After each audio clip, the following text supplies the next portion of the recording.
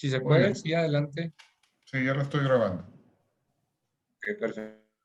Entonces, cuando quieran Sí, empezar, la verdad, estamos... el tema que les voy a dar me parece muy interesante y se me ocurrió porque justo ahorita en mis clases estoy hablando del imperialismo. Entonces de ahí fue donde me acordé. China fueron muchas las potencias europeas que tuvieron de alguna u otra manera injerencia directa o abrieron oficinas. Pues está lo malo. Tengo entendido que China se ha encarecido de coleccionismo en China, hizo que se encareciera todo muchísimo, muchísimo todo lo chino. Y yo que vendí la China en $50. Con todo y álbum. No, allá en Hace mucho los no, galaste. la contra la pared, pero bueno. La del $150. No tenía, no tenía.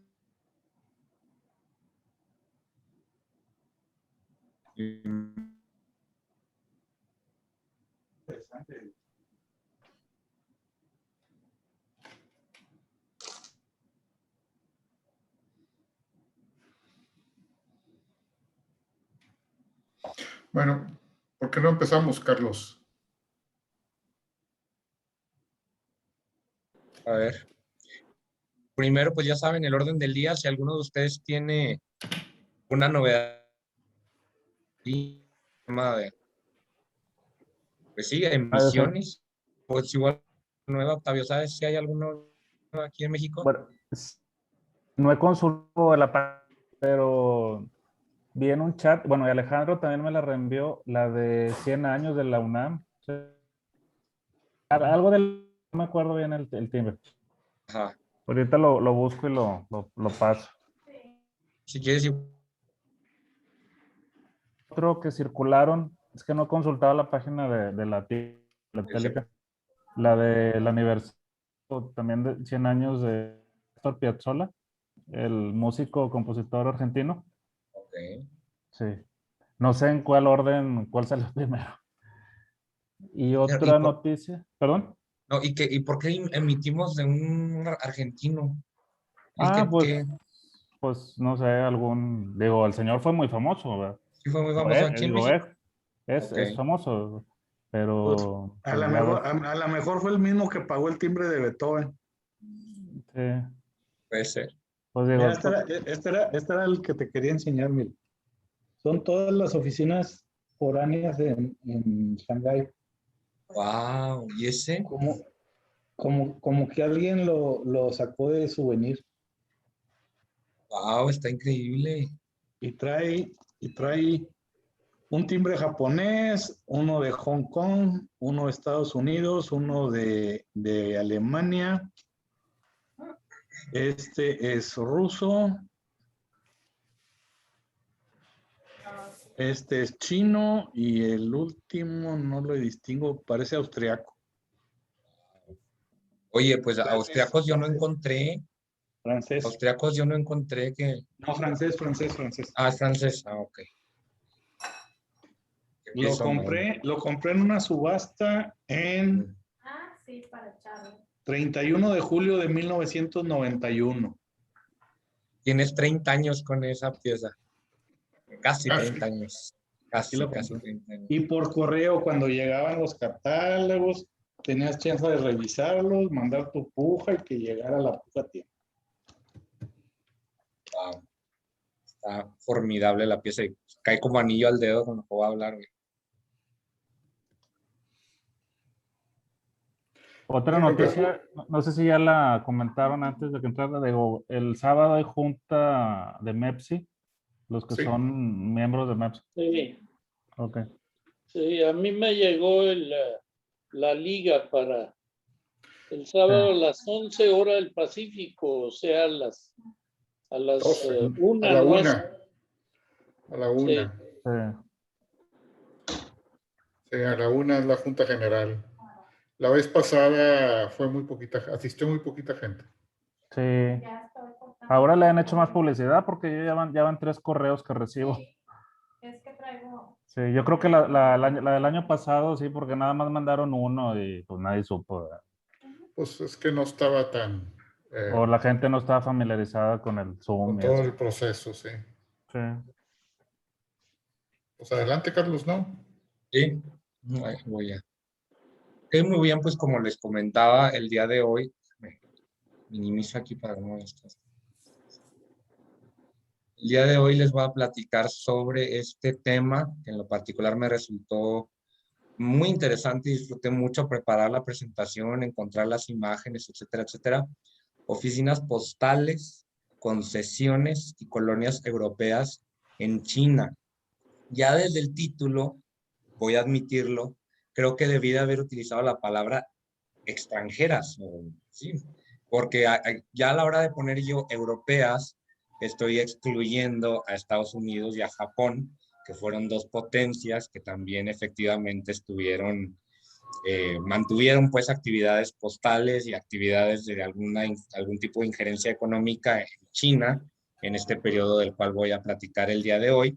Pero bueno, lo que hice fue en las conclusiones, ahí pues les platicaré brevemente de estos dos casos particulares. Ahora, también otra cosa que quiero destacar del título son estas tres categorías, porque efectivamente no todas las potencias tuvieron presencia en las mismas circunstancias, bajo la misma calidad, digámoslo así. Por ejemplo, obviamente podemos destacar los casos de Portugal y de Reino Unido, que ellos sí que tuvieron una colonia en todo el sentido de la palabra, lo que implica extraterritorialidad, implica soberanía sobre los famosísimos Hong Kong, que en el caso de Hong Kong siguió siendo colonia británica hasta 1997, y Macao de Portugal hasta 1999. Entonces, todavía hasta fechas muy recientes que todos nosotros ya estábamos vivos, ¿no? Cuando se dio esa transición. Primero, como acostumbro a hacerlo, les voy a dar una contextualización de qué estaba ocurriendo en China en el siglo XIX. Como todos sabemos, porque esto es de dominio público, es cultura general, la historia de China, al igual que la de Japón, la estudiamos a partir de sus periodos dinásticos. Era un imperio. En el siglo XIX, China se encontraba, como podemos ver aquí, bajo la dinastía Qing, con Q. Esta había gobernado desde 1644, o sea, como pueden ver, ya era una dinastía muy prolongada, muy longeva, que además tenía una particularidad o peculiaridad, como le quieran llamar, que se le considera como una dinastía de conquista, una dinastía hasta cierto punto extranjera, y con mucho cuidado con esa puntualización, porque es proveniente u originaria de la región de Manchuria. ¿Qué quiere decir esto? Que era étnicamente manchú. Recordemos que los chinos, la mayoría, se consideran como étnicamente como chinos Han, esa es la mayoría, pero no, pues en este caso la dinastía provenía de esta región, Manchuria, que es en la parte noreste del país, más pegado hacia el lado de Corea. De hecho, ahorita un poco más adelante voy a retomar un poco ese tema de los manchúes. Este punto aquí, el cuarto punto, me pareció sumamente importante e interesante incluírselos. Perdón, ¿alguien iba a comentar algo? O nomás un micrófono que se abrió. Ok, muy bien. Para 1796, casi finales del siglo XVIII, se estima que en China ya vivía una tercera parte de la población mundial, cual es impresionante, y su economía era la más grande, o sea, su Producto Interno Bruto era el más alto a nivel mundial, incluso por arriba de las potencias europeas. En ese momento, Reino Unido apenas estaba empezando, bueno, ya llevaba ahí un par de décadas, 3, 4 décadas, en la Revolución Industrial, y ya se estaba proyectando para convertirse en la nueva potencia económica, que como todos sabemos fue un puesto que conservó a lo largo del siglo XIX y lo va a perder en la primera mitad del siglo XX frente a Estados Unidos, cuya economía pues va a crecer más que la británica. ¿Por qué les digo que es tan importante esto? Porque actualmente, si nos trasladamos a nuestra actualidad, al 2021, pues China está otra vez a punto ya de nuevamente retomar, reconquistar, digámoslo así, su puesto número 1 en esa competencia, ¿no? Del Producto Interno Bruto. China va volando para ya superar a Estados Unidos, convertirse nuevamente en el líder mundial. Ahora aquí ya vamos a platicar un poco de cómo durante el siglo XIX China, el imperio chino, se va a ver acosado por las pretensiones de Occidente y de Japón. También les digo, ahí también siempre tenemos que tener presente a Japón, que desde que se produjo la restauración Meiji, que es como le llaman a ese periodo de reapertura hacia el mundo y una industrialización, occidentalización impresionante, súper acelerada que tuvieron los japoneses, y pues que van a empezar a acosar a los chinos. Ya ni hablemos de las atrocidades que cometieron en la Segunda Guerra Mundial, ¿verdad? Que fueron por mucho, mucho peores que las que los nazis hicieron acá en Europa. Dice por acá, el siglo XIX supuso una época de decadencia para la dinastía Qing. Estaban muy aletargados, muy ensimismados, verdaderamente, a pesar de que la civilización china históricamente ha sido una cuna para infinidad de tecnologías, tantas tecnologías que hoy damos por sentado, el papel, la pólvora, un larguísimo, etcétera. Pues sí, efectivamente, desde el siglo XVIII venían atravesando por un periodo de estancamiento, llamémosle así, estancamiento y posteriormente de decadencia. Y pues obviamente las potencias europeas van a verse, pues sí, seducidas, ¿no? Por esta oportunidad. Ahora aquí incluso podría caber hacernos una pregunta que yo tuve en su momento. Bueno, pues si estaba tan debilitado China, ¿por qué fue que ninguna potencia europea o una coalición de estas, pues se aventaron a verdaderamente ocupar el país, conquistarlo, colonizarlo, etcétera, etcétera? Y la respuesta es muy sencilla. China era demasiado grande. O sea, verdaderamente aventarse ese paquete, logísticamente hablando, era prácticamente imposible. Es algo muy similar a lo que ocurre con el caso ruso. Y si no, pregúntenle a Napoleón y pregúntenle a Hitler cómo les fue cuando se quisieron aventar ese paquete de querer conquistar semejante país. Ahora, en el caso chino, no solamente es el territorio, sino también es su población, una población que siempre ha estado muy por encima del promedio del resto de los países del mundo. Hasta la fecha sigue siendo el país más poblado del mundo, aunque también ojo ahí que ya está proyectado que en una década aproximadamente India los va a rebasar en ese rubro. También ahí, a lo mejor como apunte, les puedo comentar, porque es otra pregunta que me he hecho en algún momento, ¿por qué es lo que hace especial a China, a países como China o a India, que han permitido que tengan esa población tan enorme? O sea, ¿qué en particular? Y la respuesta también es relativamente sencilla. En el caso de China es la disponibilidad de mucha tierra fértil. Los cultivos ahí se pueden dar de tal manera que puede sostener a una población el tamaño que tiene actualmente, ¿no? Entonces, ahí está el origen de esa superpoblación. No voy a decir sobrepoblación porque puede sonar peyorativo, pero sí una superpoblación. Ok, entonces dice por acá, uno de los principales retos a los que se tuvo que enfrentar China en el siglo XIX fue este acoso europeo, y una de las principales manifestaciones de este acoso vino en forma de las guerras del opio, que las guerras del opio es impresionante cuando uno las estudia porque, pues para empezar, a lo mejor uno puede tener esa falsa percepción de que todo el tema de las drogas, de los vicios, pues es un mal de contemporáneo, ¿no? Un mal de nuestra actualidad, pero no, verdaderamente las drogas, los vicios, etcétera, etcétera, pues han estado ahí desde siempre. Y en el siglo XIX, los británicos, el comercio de opio que estaban realizando en China, generó verdaderamente en cierto momento un problema de sanidad pública tremendo. O sea, verdaderamente empezó, el emperador chino se dio cuenta que entre sus súbditos era ya un problema de sanidad pública porque se estaba convirtiendo en un vicio que estaba trastornando la dinámica social. Entonces, en cierto punto, el gobierno chino, yo creo que yo, con todo el derecho del mundo y justamente, pues trata de empezar a regular este comercio de opio, incluso a ponerle un alto, a lo cual los británicos obviamente no van a acceder, sobre todo por los intereses que tenían ya en China con todo el tema del té y otros muchísimos productos que, como sabemos, tradicionalmente se han importado desde China, pero el té, pues uno de ellos que, como todos sabemos, es parte así fundamental de la dieta británica. Entonces tenemos que se produjo en 2 episodios estas guerras del opio, la primera entre 1839 y 1842, y la segunda entre 1856 y 1860, que cabe también aquí mencionar que en la segunda los franceses también se aliaron con los británicos para ir en contra de los chinos.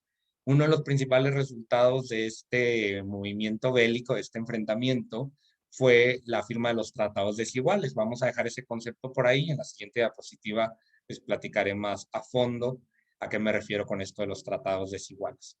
En cuestión interna, también me pareció interesante e importante hacerles mención de esta rebelión, la rebelión Taiping, que como pueden ver se produjo entre 1850 y 1864. Por cierto, como curiosidad vexilológica, aquí les puse la banderita que utilizaban los partidarios de esta rebelión, que también resulta bastante interesante que era de inspiración cristiana. Ahí es donde uno también se da cuenta por qué tanto japoneses como chinos en su momento tuvieron tanta renuencia, tuvieron tanto, pues, y rechazo, miedo inicial hacia los intentos, diversos intentos de cristianización en sus sociedades. Lo veían como un elemento externo, ajeno a sus tradiciones, a su cultura, y lo veían efectivamente como una amenaza. Entonces, si nos ponemos a analizar este caso en particular, la rebelión Taiping, pues podemos encontrar un poco de lógica, un poco de razón en esa conclusión a la que llegaron muchos, tanto en China como en Japón, que la cristianización de su país supondría una amenaza profunda a sus tradiciones, costumbres, cultura, etcétera, etcétera. Este movimiento, como les decía, buscaba imponer una nueva dinastía, o sea, poner fin ya a la dinastía Qing e imponer una nueva que iba a ser de corte teocrático, es decir, que el emperador iba a también tener un rol en esa nueva iglesia, esa nueva secta cristiana. Su líder se llamaba Fuoxiu y él se llegó a autoproclamar como el nuevo Mesías. ¿Okay? Y ese fenómeno también que lo encontramos mucho en este tipo de rincones del planeta, el mesianismo, ¿no? O sea, declarar que eres una segunda venida de Jesucristo, que es un fenómeno que se sigue produciendo en sociedades, por ejemplo, como en África. En África es relativamente común hasta la fecha que haya este tipo de movimientos. Y ahora sí llegamos a los tratados desiguales, y antes de que ya pase a la información, sí quiero destacar bastante esta pintura que localicé, que a mí me pareció fascinante. ¿Quién puede identificar así a primera instancia qué lugar es esta pintura? ¿Alguien una idea de qué lugar puede ser? Hong Kong. Hong Kong. Exactamente, muy bien, que es Hong Kong. Lo podemos reconocer muy bien por las colinas, ¿verdad? Tan empinadas que caracterizan el paisaje de Hong Kong. Y ya desde aquí podemos ver esta pintura que es mediados del siglo XIX, pues una representación de un puerto muy busy, como dicen en inglés, ¿no? Con muy alto tráfico, o sea, efectivamente demostrando que ya desde ese entonces las actividades comerciales en la zona eran de un volumen muy alto, muy considerable. Tenemos aquí que nos dice, con las intervenciones europeas comenzaron a firmarse estos tratados que ya les adelantaba, que historiográficamente les llamamos tratados desiguales por razones obvias.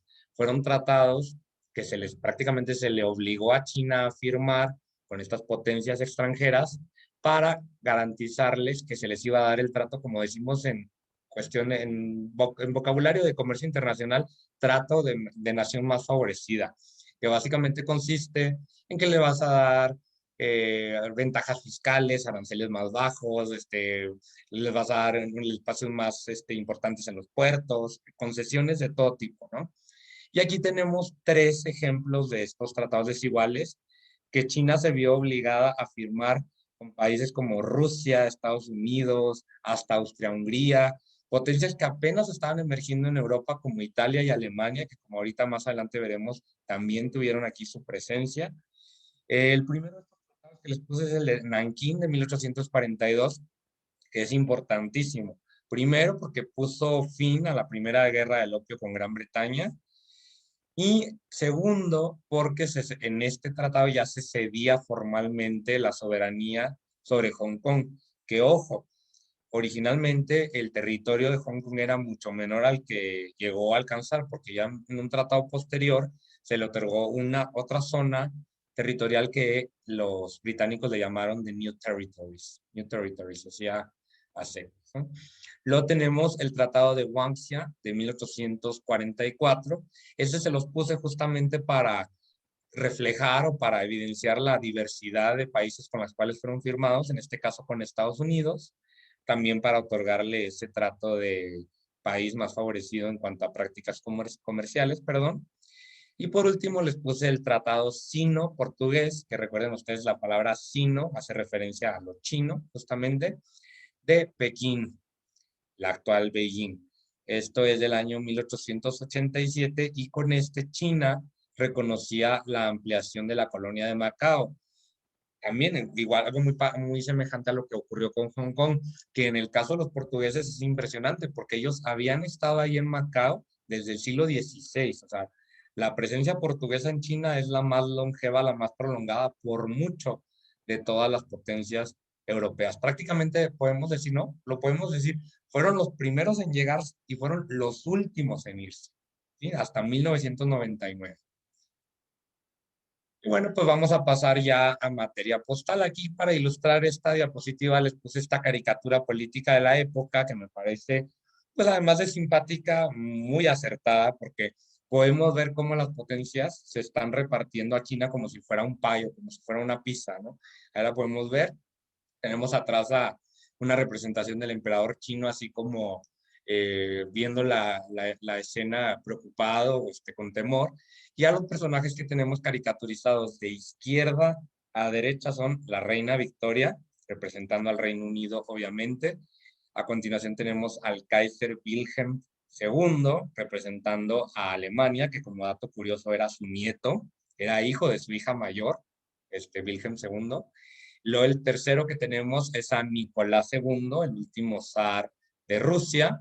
En cuarto lugar tenemos una representación de la Marianne, obviamente como alegoría de la República Francesa. Y en último lugar tenemos representado al emperador Meiji de Japón. Y pues efectivamente esas fueron las primeras potencias que tuvieron ahí injerencia en China. Yo en esa caricatura política pues hubiera agregado a Portugal, ¿no? Justamente por lo que acabo de mencionar. Nos dice aquí, tras las derrotas sufridas por China en las guerras del opio, de la cual platicamos ya, y con la subsecuente firma de numerosos tratados desiguales uno tras otro, pronto los principales puertos y las ciudades del país comenzaron a llenarse de comerciantes, diplomáticos y demás presencia europea, extranjeros que estuvieron ahí, ¿no? Bueno. Y pues tenemos que estas potencias europeas que empiezan a tener una presencia tan importante en China, pues van a plantearse la necesidad de ofrecer un servicio confiable de correos, un servicio postal para sus ciudadanos que se encuentran allá y que quieren mantener comunicación con sus respectivas metrópolis y sus respectivas potencias. Para estas autoridades emisoras, aquí es justamente lo que les adelantaba hace unos momentos. Vamos a hacer esta clasificación o vamos a distinguir estos tres casos. Oficinas postales, concesiones y colonias en todo el sentido de la palabra. Vamos a ver de qué se trata cada una. Las oficinas postales, es prestación del servicio de correos en zonas estratégicas, principalmente en cuanto a cuestión comercial, que no implican necesariamente un reclamo de soberanía. ¿Qué quiere decir eso? Por ejemplo, en Shanghai, los estadounidenses tuvieron ahí su oficina postal, pero eso no necesariamente significaba que ellos reclamaran soberanía sobre una zona de Shanghai. ¿Ok? Que ojo, sí la llegaron a tener por un brevísimo periodo, pero en la mayoría del periodo en el cual estuvieron operando la oficina postal no fue así. Luego tenemos las concesiones. Así se le llamó a zonas urbanas portuarias, generalmente muy pequeñas. Principalmente esto fue en la ciudad de Tianjin, ahorita vamos a platicar de eso, en las que sí se respetaba el principio de extraterritorialidad. ¿Qué quiere decir eso? Que los ciudadanos del país al cual se le había hecho la concesión no estaban sujetos al marco legal chino, sino que estaban sujetos al marco legal de su respectivo país. Entonces ahí sí que podemos hablar ya de un paso intermedio entre lo que es una simple oficina postal y lo que ya es una colonia en todo el sentido de la palabra. Y pues sí, cuando llegamos a la palabra colonia, nos referimos, aquí lo dice claramente, territorios cuya soberanía fue formalmente cedida por medio de un tratado a una potencia extranjera. Los ejemplos por excelencia son Hong Kong y Macao, aunque también podemos argumentar hasta cierto punto que la bahía de Kiatsu, que se le fue concedida al Imperio Alemán, puede considerarse hasta cierto punto que fue una colonia. Lo que pasa es que fue muy breve el periodo, como todos sabemos, tras la Primera Guerra Mundial, el Imperio Alemán se va a disolver y va a perder todas sus colonias. ¿Hay alguna duda o comentario hasta aquí? ¿Todo está quedando claro?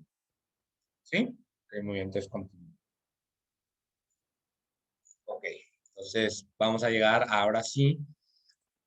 Englobé por potencias, ¿ok? En el caso británico, como todos sabemos, pues ellos tuvieron oficinas postales, tuvieron concesiones y tuvieron colonia, ¿ok? Entonces nada más que sí quería dejar eso claro. Nos dice aquí, ¿por qué es el primero que pongo Reino Unido? Pues porque ellos fueron los primeros en emitir sellos postales. Dice aquí, Reino Unido fue el primer país en operar servicios postales en China, obviamente además de China. ¿Ah? Ellos abrieron su primera oficina en Hong Kong en el año 1841, que aquí incluso es interesante que veamos que fue un año antes de que se hiciera la concesión oficial de la soberanía sobre el territorio. O sea, los británicos ya estaban ahí presentes desde antes que Hong Kong se constituyera como una colonia. En el año 1862, el Royal Mail de Hong Kong, nombre oficial de ese servicio postal, va a iniciar ahora sí ya formalmente con la emisión de sellos postales, mismos que fueron utilizados en las otras oficinas que tenían abiertas en el resto de China, en la zona costera principalmente, ¿no? Y aquí las tenemos, las dos que ven en la parte superior, corresponden justamente a esas primeras emisiones británicas de Hong Kong. Como pueden ver también tienen la efigie de la reina Victoria, una joven reina Victoria, que como ustedes sabrán perfectamente, la reina Victoria no envejeció en los sellos postales británicos, pero de repente sí se encuentra unos sellos postales en otras colonias en las cuales sí se le llegó a representar, sobre todo en 1897, en el año del jubileo de diamante, sí que se le llega a representar ya pues como una mujer de una edad mucho más avanzada. Tenemos que a partir del año 1917, o sea, en plena Primera Guerra Mundial, se empezaron a sobreimprimir, a sobremarcar sellos de Hong Kong con la palabra China para ser utilizados en las otras oficinas postales que físicamente no se encontraban dentro del territorio de Hong Kong. Y aquí tenemos esos dos siguientes sellos postales que ven ahí, uno de 10 centavos y uno de $3, un valor facial altísimo, ese timbre que es caro, que tienen justamente la sobreimpresión de China. Justamente por ser posteriores a 1917 ya podemos ver que la efigie corresponde al rey Jorge V. El rey Jorge V reinó de 1910 a 1936 y era pues nieto de la reina Victoria. Por último, esto ya es una curiosidad para no dejarlo fuera, para tratar de que pues esta exposición, esta conferencia sea lo más exhaustiva posible, o sea, que se incluya todo el universo de estos timbres. Tenemos que existen unos ejemplares muy raros utilizados por las tropas del gobierno británico en la India, o sea, tropas que estaban originalmente estacionadas en la India, pero que en 1900 fueron enviadas a territorio chino, más específicamente a Pekín, para auxiliar a sofocar la rebelión, la llamada rebelión de los Boxers, que fue una serie de rebeliones que se produjeron, bueno, que comienzan en 1900 y que concluyen en 1912 con la Revolución China, que como ustedes saben en ese año va a deponer ahora sí ya a la tricentenaria dinastía Qing y que va a marcar el inicio de la República de China, la República de China secas, ese régimen que todavía sobrevive en Taiwán. Los sellos de este contingente, perdón, expedicionario, eran los de circulación regular de la India colonial, como los pueden ver, son timbres de la India, y lo dice clarísimamente, pero con la sobremarca de las siglas CEF, que corresponde a esta, es lo que tenemos aquí, China Expeditionary Force, en horizontal. Entonces, pues ese es una adición que se podría hacer a una colección de este tipo que pues añade muchísima rareza, ¿no? De hecho, me recordó mucho el caso, y no me van a dejar ustedes mentir, es una situación parecida, aunque acá no haya timbres específicamente para eso, pero me recordó un poco al caso de los legionarios belgas que estuvieron acá en México durante la época del Segundo Imperio Mexicano. ¿Ah? Y ahora tenemos oficinas francesas en China. Como pueden ver, permítanme, ¿cómo batallo eso aquí? Ahí está. El segundo país occidental que abrió oficinas postales en China fue Francia en el año 1862, coincide con el año de la primera emisión de timbres británicos para China. El gobierno francés emitió la primera serie de sellos del tipo Paz y Comercio, Paix et Commerce, que aquí lo podemos ver claramente, con la sobreimpresión Chine, no sé cómo se pronuncia en francés, en el año 1894, o sea, ya es muy posterior a los sellos británicos y ya es en plena época de la Tercera República Francesa. Si recordamos un poco ahí de contextualización histórica, el imperio de Napoleón III cae en 1870 en el marco de la guerra franco-prusiana y es poco después que se establece ya el régimen de la Tercera República Francesa, que se prolonga hasta 1940. ¿Cuándo concluye? Pues cuando se produjo la invasión nazi. Hacia el año 1900 comenzaron también a abrirse oficinas o agencias postales, como le queramos llamar, al sur, ya en la parte más sur del territorio chino, y estas dependían administrativamente de una de las colonias más importantes del Imperio francés. Yo creo que junto con Argelia, Indochina, podemos considerar que eran las joyas del Imperio colonial francés. Como todos sabemos, pues Indochina incluía el actual territorio de lo que es Laos, Camboya y Vietnam, principalmente Vietnam. Eso es lo que llamaban ellos la Indochina francesa. Y aquí los vemos claramente los dos sellos postales que se encuentran en la parte inferior. Ahí los vemos, Indochina. Y podemos encontrar de tres tipos con las sobreimpresiones para oficinas en Cantón, en Pajoy, que ojo, de Pajoy no encontré ninguna imagen, pero sé que sí existen por la fuente que consulté, y de Hoi Hao. Entonces, a mí la verdad eso me hace pensar que los de Pajoy han de ser especialmente muy raros, timbres raros. Luego tenemos las oficinas rusas en China. Esto a mí me fascinó, porque esto sí lo desconocía por completo. Me fascinó bastante darme cuenta que también los rusos tuvieran acá su presencia en épocas anteriores a los soviéticos, obviamente todavía cuando era un imperio, todavía en épocas de los zares. Nos dice aquí que el caso de Rusia fue diferente. Desde el siglo XVIII, o sea, desde la época en que empezaron, bueno, es el segundo siglo de los Romanov, pero estamos hablando de la época de Pedro I, la época de Catalina II, etcétera, etcétera, existió un servicio de correo regular entre el imperio zarista y el imperio chino. ¿A raíz de qué tratado? El tratado de Kiakata del año 1727, muy temprano, fecha muy temprana. Entre otros acuerdos, fijó la rusa y los territorios chinos de Mongolia y Manchuria. Ojo, en ese entonces, efectivamente, lo que hoy es hoy Mongolia, una república independiente, formaba parte del imperio chino, íntegramente. Las primeras oficinas postales rusas abrieron en el norte de China ya hasta 1870 en estas localidades, Pekín, Kalgan, Tianjin y Urga, la actual Ulan Bator, que es la actual capital de Mongolia. Al principio los sellos utilizados eran rusos sin ningún tipo de distinción, pero a partir de 1899, pleno reinado de Nicolás II, empezaron a circular estos que tenemos aquí con la sobreimpresión en diagonal, China en alfabeto cirílico. Ahí está claramente en estos ejemplos que me parecen bellísimos. Encontré estas tres imágenes, además de sellos que no están usados, no están circulados. Este caso, les digo, en verdad me pareció fascinante. Y el de los belgas también, porque el de los belgas especialmente son raros. Estos timbres son muy raros y batallé para encontrar imágenes.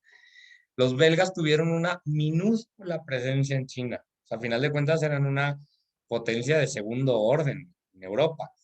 Ellos obtuvieron una concesión en la ciudad de Tianjin entre 1902 y 1931. O sea, como les digo, además de que era un territorio minúsculo, fue una presencia relativamente muy breve. Las estampillas belgas sobremarcadas para ser utilizadas en China, que aquí tenemos un par de ejemplos, una de ellas espécimen, son particularmente raras. Y aquí les puse un plano, lo que es un plano urbano de la ciudad de Tianjin, para que se den idea, la actual Tianjin, porque ya ven que hace un par de décadas se actualizó la romanización de los nombres de las ciudades chinas, por eso ya no es Pekín, ahora es Beijing, largo, etcétera. Pues una de ellas es Tianjin, que ahora le llamamos Tianjin. Aquí pueden ver cada una de esas zonas que ven ahí, en un color distinto corresponde a una concesión para una potencia extranjera, una para Japón, una para Francia, una para Reino Unido, una para el Imperio Alemán, la belga que está en amarillo para que la vayan localizando ahí en el mapa, la rusa, la italiana, que los italianos también emitieron sus timbres, y la de Austria-Hungría, que les digo, de Austria-Hungría no pude encontrar timbres, y como ahorita lamentablemente acá ya no tengo acceso a un catálogo universal de la época, no pude terminar de constatar si Austria-Hungría emitió o no sellos específicamente para China. Eso lo vamos a tener que dejar ahí sobre la mesa por si al final de la conferencia alguno de ustedes encuentra el dato. Y bueno, pues aquí como pueden ver en este par de timbres, el de la izquierda incluye el escudo de armas que utilizan los reyes belgas, que por cierto pertenecen a la dinastía Sajonia, Coburgo y Gotha, la misma a la que pertenecía el príncipe Alberto, el esposo de la reina Victoria. Y en la derecha aparece el rey Leopoldo II, que fue el segundo rey de los belgas. Él era hermano mayor de la emperatriz Carlota de México y tiene una pésima fama muy merecida, porque Leopoldo II conquistó prácticamente en nombre personal, como propiedad personal, lo que posteriormente fue el Congo belga, y ahí cometió unas atrocidades tremendas. Verdaderamente, si hablamos de atrocidades coloniales, las que hizo Leopoldo II son las que se llevan las palmas. Fue el peor, prácticamente. Luego llegamos a Portugal. Aquí les había adelantado, pues ya que ellos tenían una colonia en todo el sentido de la palabra, en Macao. Y como les adelantaba, su presencia ahí data desde el siglo XVI. Es impresionante. Macao fue una colonia portuguesa desde 1557. Para que contextualicemos eso, son apenas 36 años después de la caída de México Tenochtitlan. O sea, hace muchísimo tiempo. Nos dice aquí, por mucho la más antigua de las posesiones europeas en el entorno chino. Y también, como ya se nos mencioné, fue el último en irse, la conservó hasta 1999. La emisión de estampillas para la colonia comenzó en el año 1884, que como pueden ver es este diseño sencillo que tenemos aquí en la parte, bueno, es la imagen superior izquierda, que es la corona portuguesa. En ese momento Portugal seguía siendo una monarquía. Luego tenemos la estampilla rosa, es un ejemplo de las efigies del rey Luis I. Luego tenemos al rey Carlos I por acá abajo, el que tiene un número 18. No alcanzaron a emitirse del rey Manuel I, Manuel II, perdón, que fue el último monarca portugués. En 1910 se produjo la Revolución Portuguesa y es cuando viene ya el advenimiento de la República. Aquí tenemos ya timbres posteriores a 1910 en los cuales se sobremarca la palabra república para justamente reflejar ese cambio de régimen. Ahora, aquí en el caso de Portugal, me pareció digno, muy digno de incluir que en el año 1898 emitieron una serie conmemorativa, una de las series conmemorativas más tempranas, en este caso para conmemorar el 4º centenario del descubrimiento de la ruta marítima hacia la India. Como todos sabemos, pues fue un hallazgo realizado por Vasco da Gama, bajo justamente pues la corona portuguesa. Y aquí tenemos una de esas estampillas, que es la que aparece hasta la parte inferior. Me recordó un poco, por ejemplo, a las estampillas del 4º centenario del descubrimiento de América que emitió Estados Unidos, que emitió España. Un estilo muy semejante, no me van a dejar mentir. Y bueno, pues llegamos ahora sí al caso de Alemania. No sé si se acuerdan ustedes, pero yo hace como 2, 3 años les di una conferencia ahí, Monterrey todavía, del Imperio Alemán. Y en esa ocasión me acuerdo que ya les había mencionado a Kiachtl. Era una concesión, pero como ya les mencioné, por sus dimensiones, por su tamaño, por las características en las cuales se originó, etcétera, etcétera, sí podemos argumentar que era también una colonia hasta cierto punto equiparable con lo que fue Hong Kong y con lo que fue Macao. Entre 1897 y 1901 se siguieron utilizando sellos alemanes para la administración postal aquí en Kiachtl, pero se les puso una sobremarca indicando el nombre de la colonia.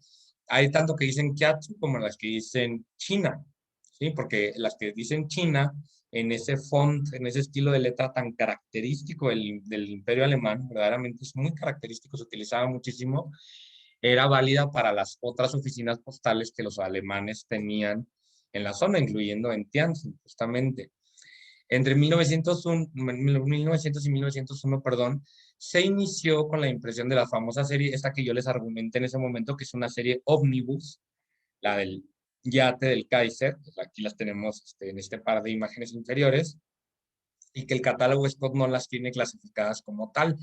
Y yo en ese momento los invité a reflexionar si esa era una exclusión por descuido o exclusión pues con toda la intención, porque pues es a final de cuentas un catálogo que es un poco más, no sé si sea la palabra correcta, anglocéntrico considero yo, y de hecho cuando uno revisa las series Omnibus, consideradas como tal por el catálogo Scott, son prácticamente puras misiones británicas, entre ellas justamente la de la boda que nos acabas de platicar tú, Jorge, en las dos sesiones pasadas, la de la boda de Carlos y Diana.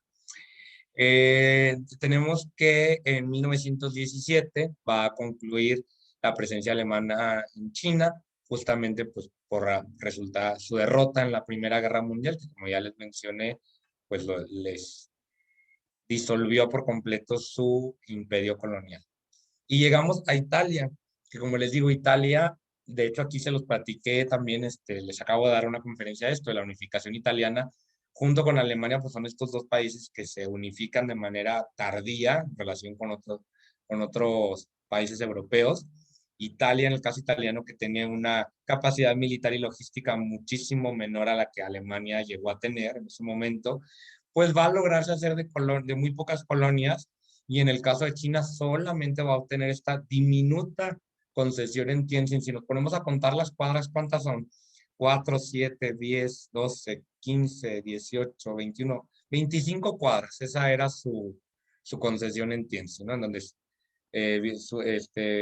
tenían el principio de extraterritorialidad. Y vean aquí, de hecho, es muy interesante ver los nombres de las calles, porque les pusieron nombres, pues, con motivos obviamente italianos. Incluso una calle dedicada a Vittorio Emanuele III, el monarca, Vía Fiume, Vía Trento, Pancina d'Italia, la Vía de Trieste, son nombres completamente italianos. Nos dice aquí se trataba de una concesión minúscula que abarcaba apenas unas cuadras, ya les contamos 21, en la ciudad portuaria de Tianjin o Tianjin. Las estampillas italianas que circularon en la zona llevaron la sobremarca Tianjin, y aquí tenemos 3 ejemplos de estos justamente con la efigie de Víctor Manuel III. Por cierto, no sé si se los comenté como dato curioso la vez que hablé de la unificación italiana, pero Víctor Manuel III era chaparrito, chaparrito, yo creo como del vuelo de Benito Juárez, ¿eh? Era diminuto. Hay una foto en la que está retratado, perdón, al lado del rey Alberto I de Bélgica, parece un niño, parece en serio. Yo la primera vez que vi esa foto, les juro que pensé que estaba photoshopeada. A ver si ahorita al rato se las comparto aquí. Y bueno, pues ya para no alargarme más, pues ya porque estoy agotando prácticamente el universo de esto, llegamos a las conclusiones. Como les adelantaba por ahí en un momento, otro país europeo que tuvo oficinas postales con toda la certeza en China fue el Imperio Austrohúngaro, que también esto a mí me resultó muy interesante dar con el dato, porque Austria-Hungría, pues, como ustedes saben, no tuvo un imperio colonial, y ahí es también donde uno se llega a preguntar, pues, ¿qué pasó con el Imperio Austrohúngaro? Son diversas las razones, pero principalmente el Imperio Austrohúngaro se estancó mucho en cuestión de flota, su navy, como dicen en inglés, prácticamente no podía hacer frente a la británica, a la alemana. Además que recordemos que su salida al mar estaba muy limitada, porque era solamente al mar Adriático, o sea, está prácticamente rodeado por otras potencias. En el caso japonés, y ahora sí saliéndome de las potencias europeas, se puede hablar sobre las emisiones que ellos hicieron para Manchukuo. Recuerdan que al principio hablamos de Manchuria, pues bueno, durante un poquito antes para ser más específicos, aquí tenemos la fecha. A partir de 1932, Japón invade toda esa zona de Manchuria y va a establecer ahí un régimen satélite, un puppet state, como dicen en inglés, llamado Manchukuo, que como caso, o sea, muy interesante, muy curioso, restauraron ahí al depuesto emperador Puyi, que es este que tenemos retratado aquí con lentes. El emperador Puyi fue el último emperador de la dinastía Qing, que fue derrocado en 1912, y curiosamente, pues luego le tocó ser restaurado en el trono ahora de este estado satélite hasta 1945. Y uno pensaría que después de concluida la Segunda Guerra Mundial, pues habría sido encarcelado por colaboracionismo, como le quieran llamar, con los japoneses, pero no, logró sobrevivir en el régimen comunista que poco después se estableció en China como jardinero y después como historiador. ¿Cómo la ven? Qué vida tan interesante, ¿no?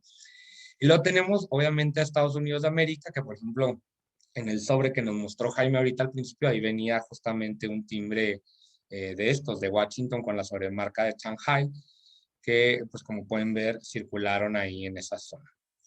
Ahora, ¿cuándo se acaba todo esto? En 1922, 10 años después de la revolución que estableció una república en China, el régimen de la República de China va a establecer ya el monopolio, su derecho a un monopolio sobre los servicios postales, y van a quedar excluidos ya definitivamente las potencias europeas, con excepción de ¿dónde? De Hong Kong y Macao. Hong Kong y Macao van a ser los últimos dos bastiones europeos en los cuales van a seguir circulando estampillas postales, pues obviamente emitidas por una autoridad postal extranjera, europea. Pues eso sería todo lo que traigo preparado en mi presentación. Obviamente, pues abro el espacio para preguntas, dudas, comentarios, cualquier otro dato con el cual podamos enriquecer esta plática, que espero que les haya gustado. Gracias. Carlos, una pregunta mientras tú estabas ahí platicando sobre el Imperio Austrohúngaro, estaba viendo, Ajá. ¿será posible que no hayan emitido timbres, pero sí correo con solamente marcas postales? Sí, eso definitivamente sí. O sea, servicio postal sí ofrecieron. Entonces usaron sellos postales emitidos por Austria-Hungría. Pero no, me refiero que si nomás hubieran puesto Una sobremarca. marcas sobre, Te digo que no sí, encontré. sin timbres. Acabo de encontrar uno, nomás que quería A enviarte, ver, pero enséñame. dame un segundito, a ver si lo otra vez lo encuentro. Déjame, Se tengo fue, stop sharing. se fue lo que estaba aquí. Y venía uno, pero no venía con timbre, sino nada más venía token o como le llamaste ahorita. Pero ya es la segunda vez, sí, ya es la segunda vez que se me pierde. A ver, déjame ver si vuelve a salir. Digo, estoy en mi celular, pero sí venía algo y me llamó la atención por lo que ahorita dijiste, por eso te decía que podría ser posible que no hayan emitido timbres. Sí, mira, aquí está una. Es que no sé cómo, no me deja, a ver si la puedo compartir. Te voy a mandar por WhatsApp. Muy bien. Le voy a mandar al boletín. No, ahí no. Bueno, sí, el boletín. Ahí va la liga. No sé si se puede abrir. Sí, a ver, vamos a ver. Ahí te la acabo de mandar. La estoy intentando abrir yo también. Pero no. A ver. Porque es un timbre o es una pieza No me lo que abre. no, es lo mismo que me pasó a mí. No lo abre. Sí, pero mira, déjame ver si te la puedo mostrar. Yo sí la puedo abrir. ¿La puedes compartir, Fernando? A ver. Ahí voy. Gracias, Fernando. Mientras se abre, Carlos, ¿cuál fue la colonia francesa que no hallaste? Pajoy. Déjate ver exactamente el nombre. Ajá, Pajoy, ahí te lo escribo aquí.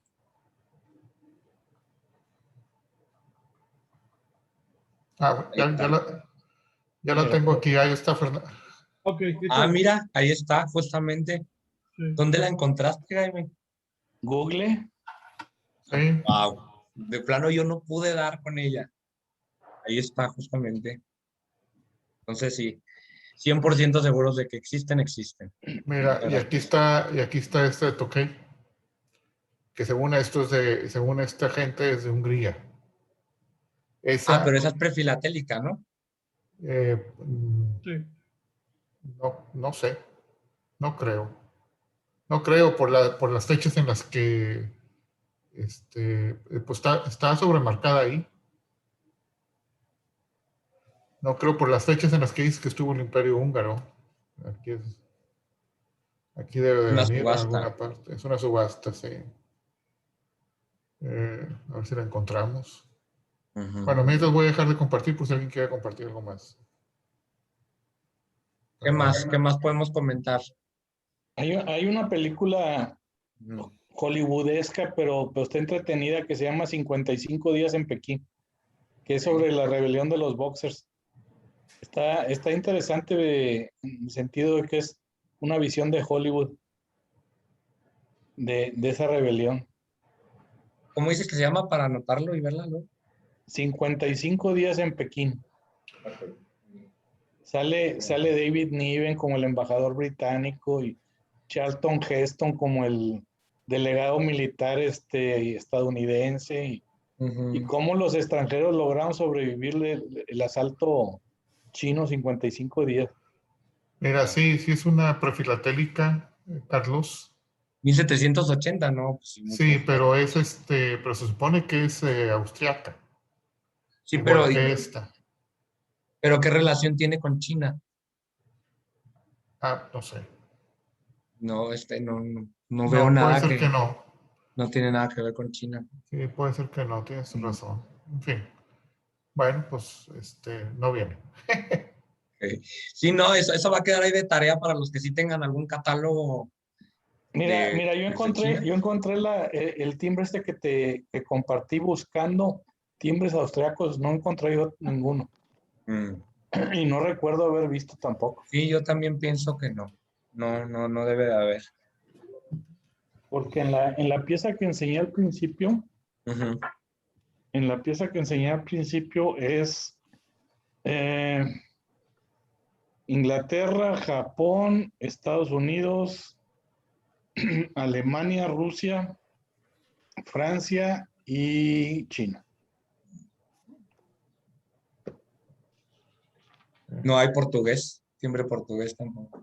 Nomás están en Macao. Ellos hacían su comercio en la costa, no, ¿cómo se llama? No querían revolverse con otras potencias. De hecho, para haber estado tanto tiempo en Asia, realmente fue poco el territorio que dominaron. De hecho. Sí, totalmente. Fíjate que después de esta lo que quisiera dar es en India, porque también en India todo el mundo habla del British Raj, pero se nos olvida que también había unos enclaves franceses y portugueses ahí en la India que también deben de tener sus sellos, así que también eso ha de ser un tema interesante. Además que algunos estados principescos también emitían sus propios sellos, ¿no? Ahí en la Claro, India. Sí. claro, y los holandeses en Indonesia. Sí. Y como el Dutch East Indies. Ujú. Sí, sí, sí. También eran toscos allá en... Sí, cómo no. Oye, de hecho, otra cosa que quería comentarles yo pienso que ha de ser muy interesante visitar esa ciudad de Tianjin, porque el legado arquitectónico que ha de haber en cada una de esas zonas ha de ser muy interesante, porque pues has de ver arquitectura italiana, arquitectura austrohúngara, arquitectura alemana, todas así al lado o sea, en colonias contiguas. Con colonias me refiero pues sí, a barrios, ¿no? A zonas de la ciudad. No sé si alguno de ustedes haya ido ahí a Tianjin. La que Quién dicen que sabe es si muy sea turística interesante, o no. la que dicen que es muy interesante no está en China, pero Ajá. está en la India, es Goa, Era portuguesa, ¿no? que ese es un enclave portugués que conservó la arquitectura portuguesa. No lo conozco, está en el sur de la India y vale la pena. De hecho, está en un corredor que a los hindús que tienen mucha lana, Ajá. les gusta ir ahí porque ahí es donde se recibe el monzón cada año. Cuando empieza la temporada de monzón, ahí es donde pega primero. Ya, Entonces, como que es de buena suerte el estar ahí cuando llega el monzón. ya. ¿Qué es lo que nos enseñas, Fernando? Bueno, ahorita que terminen, sí, ya puedo. Sí, Sí, ya, adelante. adelante. El correo sacó la semana pasada, Ujú. sí, una hoja para enviar los correos al Día de las Madres, mucho más feo que los anteriores. Ahí dice, mamá, llegó el correo, obviamente. Ustedes lo ven al Ajá. revés, pero eso. El frente trae una zona para el destinatario y otra para el remitente, el logo de correos, los links de correos de repetición, el Mira qué código modernos. de barras, ¿sí? Y por dentro trae para que uno escriba el mensaje mamá, ¿sí? Y atentamente quien, entonces trae para escribir, ¿sí? Esta es la ¿Los sellos postales están impresos, Fernando, o están No. agregados? es Ah, una, entonces no es entero. no, no es un toro postal, es una vil hoja, ¿sí? Y ellos estaban promoviéndola, estaban regalándola la semana pasada en correos en Palacio Postal, ¿sí? Y alguien me llamó y me dijo que si quería una y me enviaron una. Y Mira, estaban obligando a que pusieran registrado, porque sabían bien que si lo meten en correo normal nunca iba a llegar para el 10 de mayo. así es, mira. Oye, Qué listos. Entonces, el mismo correo, al darte esto o al venderte esta cosa, te obliga a que la envíes como registrada ahí mismo en la... Oye, Fernando, el código de barras, ¿qué dice abajo en letras? trae un número de clave de identificación, lo mismo que es el código, pero con número. Ok. Trae la clave del código, ¿sí? ¿Y dice algo de TIEP? No, nomás dice go.mx, correos de México, y en ningún lado le encuentro TIEP. Entonces, no queda claro, no es TIEP porque no es un valor, es nada más un formato que ellos están promoviendo para que la gente, porque en los años anteriores hicieron unas tarjetas postales y unas cartas, es así, unas, ¿cómo se llama? De esas cartas con el timbre impreso, esas sí eran hechos por tierra y estaban súper bonitas. Esto está feo, ¿sí? Es una vil hoja que hasta parece hecho en una copiadora. Papelería postal, ¿no? No. ¿No? Pues, Ni a eso llega. Ni a papelería postal llega, entonces. No llega porque no tienen los timbres impresos. no, bueno, eso lo hace que no sea, no es entero postal, pero sí hay muchos documentos que sí son historia postal porque los imprime el correo, ¿sí? Sí. Entonces, por ahí se va, o sea. Pero nomás para que sepan que decayó mucho la calidad porque eran muy bonitos las postales y los sobrecitos que hacían para Santo Claus, y Oye, los abuelos y todo eso. Eran muy Le Fernando, echaban más ganas. oye, Fernando, ¿y te lo dijeron a ti como mamá? No, me llaman a mí que si quería que me guardaran uno, dije, no, pues envíame uno y envíalo a mi esposa, ¿no? Pues sí. Entonces, y fírmalo a mi nombre. Llega a la casa y mi esposa dice, no es cierto, no me lo enviaste tú, es para ti, para tu colección. O sea, no se la creyeron, chiva. A mí me dicen lo mismo, no te Tiempo hicieron preocupes. unas hojas similares muy bonitas por el eclipse solar Sí. y por el edificio de correos. Ah, sí, esa yo sí la tengo, fíjate, sí sé cuál Está muy hablas. bonito. Así es. Yo regalaron una vez que fuimos a la oficina ahí de Ocampo y estaban en la bodega y nos decían, agarren, porque estas van a acabar en la basura. Yo me traje un fajo así como de 50 o 100 de cada uno. Y ahí los tengo porque Sí, no pues se mueven. no los uso, no tienen un valor postal ni nada. Sí. Ahí está la película que me recomendaste, Jaime. Es viejona, como de qué año será. No, pues de los 60s. Sí, Ya. Sí, Ava Gardner cuando era señorita. ¿Crees? No, esos eran los años 40. Y es que alguna vez lo fue. ¿Cómo se llama la película, Jaime, otra vez, por favor? Ahí va. 55 días en Pekín. Gracias.